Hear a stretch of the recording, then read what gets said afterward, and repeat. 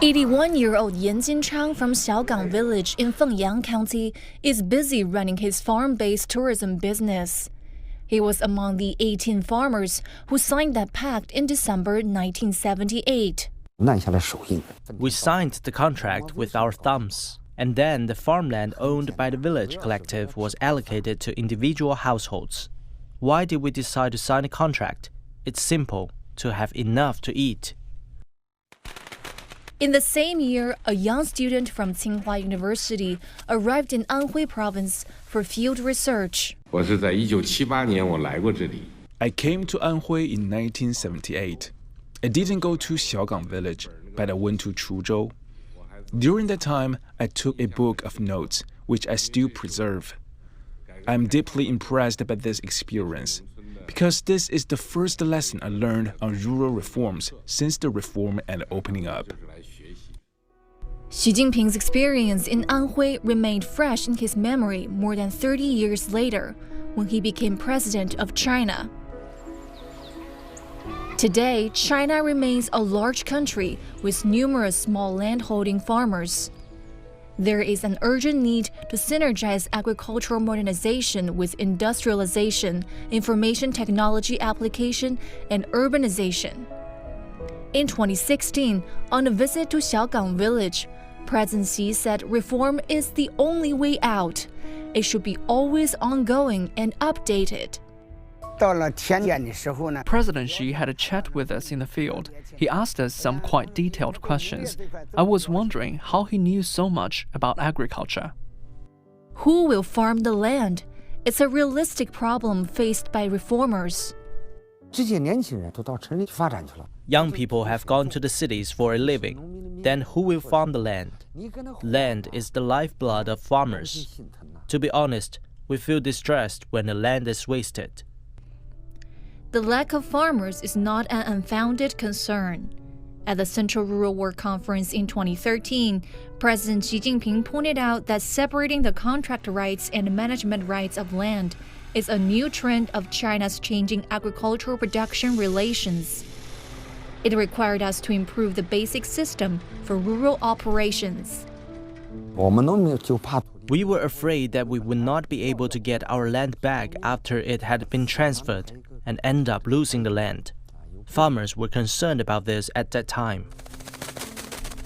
Spending years in field research, Xi Jinping has always had an affinity for agriculture, rural areas, and farmers. He once said, no matter how we reform, we cannot break down the collective ownership system of rural land, we cannot cause reduction of arable land, and we cannot jeopardize the grain yield and farmers' interests. Since the 18th CPC National Congress in 2012, Xi Jinping has inspected reforms in rural areas for many times. It was during his visit to Xiaogang Village in 2016 that President Xi hosted a symposium on rural reform. He explained the reform on rural land rights to the 18 Xiaogang farmers and the villagers. He said we should respect farmers' thoughts to retain the contract rights of land and transfer the management rights, and further separate contracted management rights into contract rights and land management rights. He said this is another major institutional innovation in rural reform. 4 months later, an opinion plan on the separation of 3 rights was adopted at a meeting of the Central Leading Group for Deepening Reform. Since then, the reform has been rolled out nationwide. On October 18, 2017, Xi Jinping delivered a report at the 19th National Congress of the Communist Party of China. He said China would consolidate and improve the basic rural operation system, advance reform of the rural land system, and improve the system for separating the ownership rights, contract rights, and the management rights for contracted rural land. Rural land contracting practices would remain stable and unchanged on the long-term basis. He announced that the current round of contracts would be extended for another 30 years upon expiration. It's a big relief for farmers. When we transfer land, we'll be issued a land right certificate. which gives farmers a guarantee. The location and size of farmers' land are clearly recorded on the certificate. In this way, farmers have nothing to worry about. The reforms led by the separation of three rights have solved several problems related to agriculture, rural areas, and farmers, paving China's pursuit of agricultural modernization. Through such reforms, we cultivate farmers who are willing and able to farm into new type agricultural business entities to farm more and better land. And those who have other ways of making money can free themselves from the land. Small fields become large fields, and fragmented fields were reconstituted as whole fields. After large-scale land transfer, Xiaogang Village began high-quality development of modern agriculture. In 2017, the Beida Huang Seven Stars Farm signed a cooperation agreement with Xiaogang Village. The farm sent its best water conservancy personnel and agricultural technicians to Xiaogang Village, where they transferred 500 acres of land and established a modern agricultural demonstration area.